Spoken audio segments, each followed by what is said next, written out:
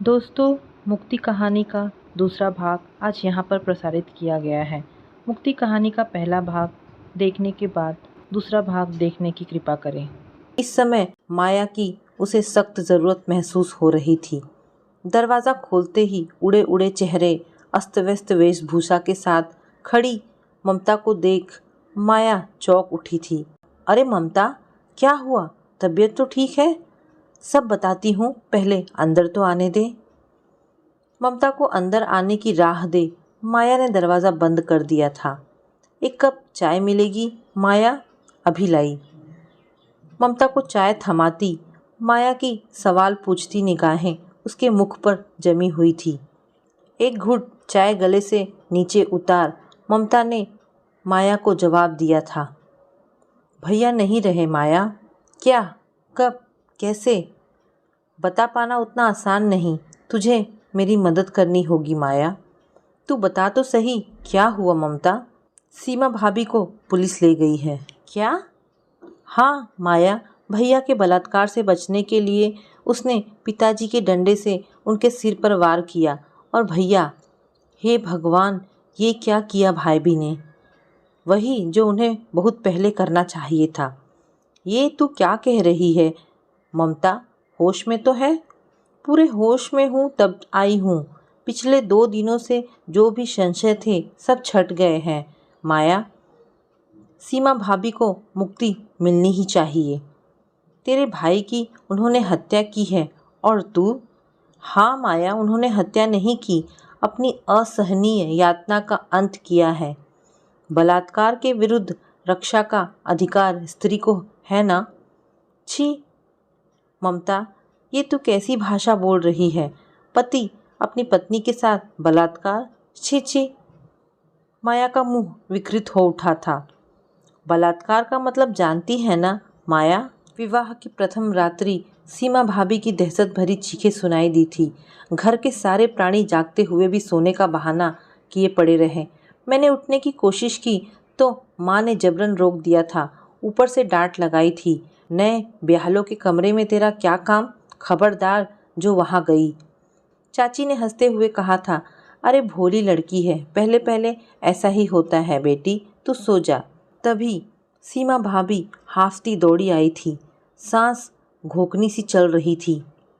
साड़ी का आंचल पीछे घिसटता आ रहा था।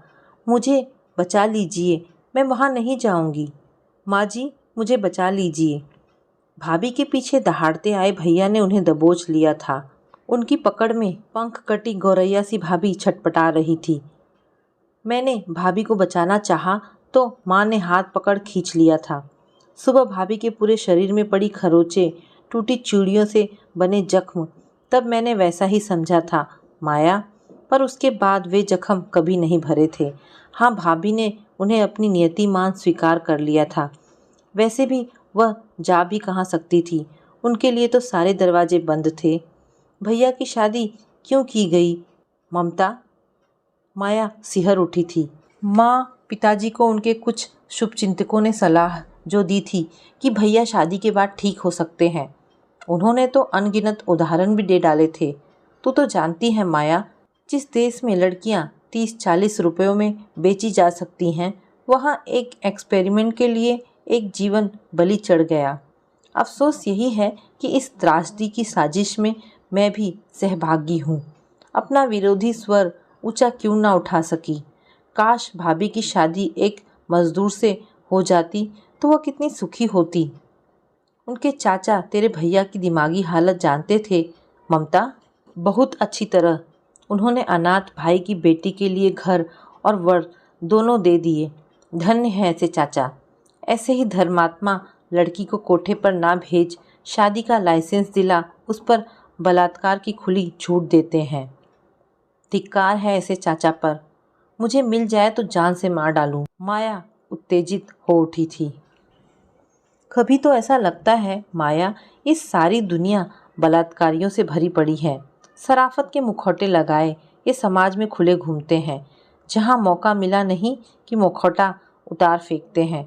तू ही सोच, माँ को 8 बच्चों की माँ बनाने में क्या पिताजी ने उनकी खुशी नाखुशी देखी होगी? ना जाने कितनी बार उन्हें जबरन वो सब कुछ झेलना पड़ा होगा। एक माँ ही क्यों, घर घर की यही कहानी है। औरत दिन भर घर की चक्की में पिस चूर चूर हो जाए, पर पति की इच्छा के आगे उसे समर्पण करना ही पड़ता है। इच्छा विरुद्ध जबरदस्ती क्या बलात्कार नहीं है माया? ममता की आंखें जल उठी थी। सच ममता, तेरी बातों से तो यही लगता है कभी अपने घर वाले भी बलात्कार की साजिश में शामिल होते हैं। सामूहिक बलात्कार में असहनीय शारीरिक मानसिक कष्ट होता है, पर जब पूरा परिवार ही अपनी साजिश के तहत किसी लड़की पर बलात्कार की परमिशन दे दे, तब उस पीड़ा को क्या नाम देगी माया? सीमा भाभी के साथ वही हुआ है। उस दिन की बात बताएगी ममता, जब सीमा भाभी ने वो साहसी निर्णय लिया था। पता नहीं भाभी का यह सोचा समझा निर्णय था या सब कुछ अचानक घट गया था। सच तो ये है, कई बार मेरे दिल में भी भैया को ख़त्म करने की बात आई थी, पर उस ख्याल को हमेशा जबरन परे कर दिया। शायद भाभी के मन में भी दुविधा रहती होगी। उस दिन भैया को खाना खिलाने गई भाभी को भैया ने अपनी फौलादी बाहों में जकड़ उनके शरीर को बुरी तरह दांतों से काटना शुरू कर दिया था। भाभी का प्रतिरोध उनकी शक्ति के सामने ठहर नहीं सकता था। शायद पिछले 2-3 दिनों से भैया के आक्रमणों से घबराकर भाभी रात में बाहर से उनका कमरा बंद कर स्वयं बरामदे में सो जाती थी। उस दिन शायद भैया उनसे पूरा बदला ले रहे थे। रातों में भैया की गालियों की बौछार सब सुनते थे। कहाँ भाग गई? इधर आ, खोल मेरा कमरा। सीमा भाभी के शरीर की चाहत में वह जो कुछ कहते बता पाना कठिन है माया। माँ ने भाभी को उनके कमरे में सोने को जब विवश करना चाहा तो मैं झल्ला पड़ी थी। माँ, तुम लाख चाहो भैया को भाभी ठीक नहीं कर सकती। पिक्चरों में दिखाई कहानियाँ हमेशा सच नहीं होती, समझी? अच्छा हो हम लोग उन्हें अकेला छोड़ दें। वो भैया की भलाई के लिए भी तो उन्हें अपने से अलग रख सकती है ना।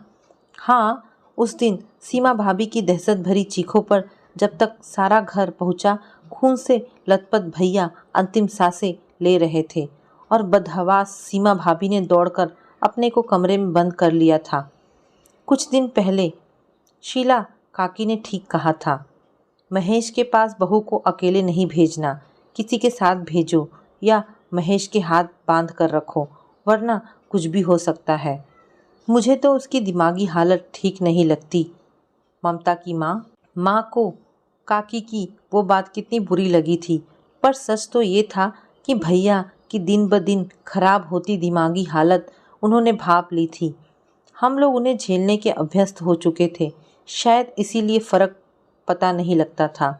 सच कहूँ माया, पिंजड़े में बंद खूंखार जानवर के सामने भाभी को हम सब परोसते रहे, इस उम्मीद में कि शायद भैया ठीक हो जाएंगे। ममता का स्वर कड़वा आया था। सीमा भाभी को पुलिस में किसने दिया ममता?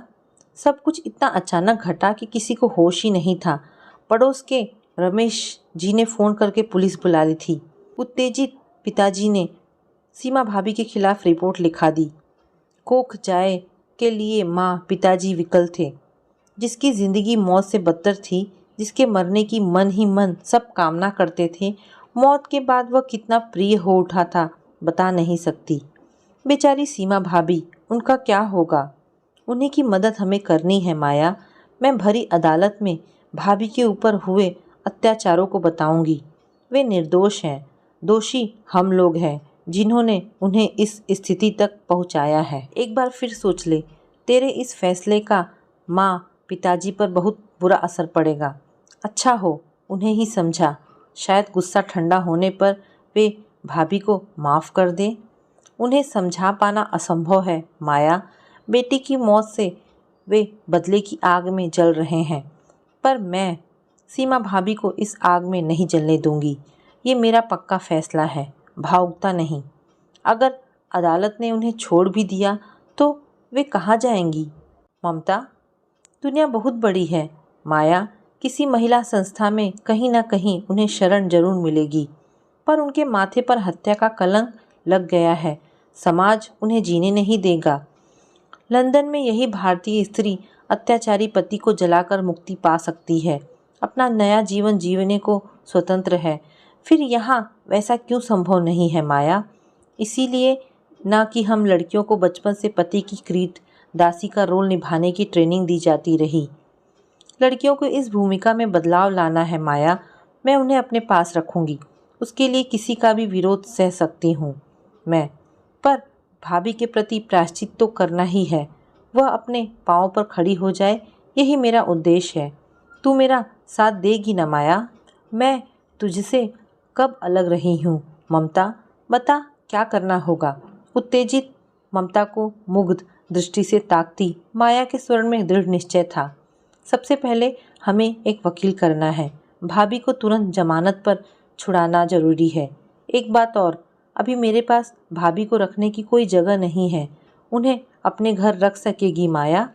मुझे कॉलेज में जॉब मिल रहा है, वहीं क्वार्टर भी मिल जाएगा, तब तुझे परेशान नहीं करूँगी। इसमें परेशानी की कोई बात नहीं है ममता, पर तेरी नौकरी पर सीमा भाभी की वजह से कोई आँच ना आ जाए। माया शंकित थी। नहीं, उसके लिए मैं पूरी तरह से निश्चिंत हूँ। कॉलेज की प्राचार्या मेरे जीवन के इस कड़वे सत्य से अच्छी तरह परिचित है। सच कहूँ तो उन्होंने हमेशा मुझे हिम्मत दी है, वरना मैं अपनी कुंठाओं में जकड़ शायद कुछ न कर पाती। उन्होंने मेरी कुंठाएं दूर कर मुझे आत्मविश्वास दिया है। तब क्यों ना हम उन्हीं के पास चले? वही किसी अच्छे वकील की व्यवस्था कर देंगी। उनका अनुभव हमारे लिए ज़रूरी है ममता। हाँ, यही ठीक रहेगा। वैसे भी अपने इस फैसले के बाद वापस घर तो लौट नहीं सकती। मेरे रहने की भी उन्हें ही व्यवस्था करनी होगी। मुंह पर आई उत्साह की चमक के साथ ममता प्राचार्य के घर जाने को उठ खड़ी हुई थी। दोस्तों, आशा करती हूँ ये कहानी आपको पसंद आई होगी। अगर आपको ये कहानी पसंद आई है तो प्लीज़ इसे लाइक एंड शेयर करें। धन्यवाद दोस्तों।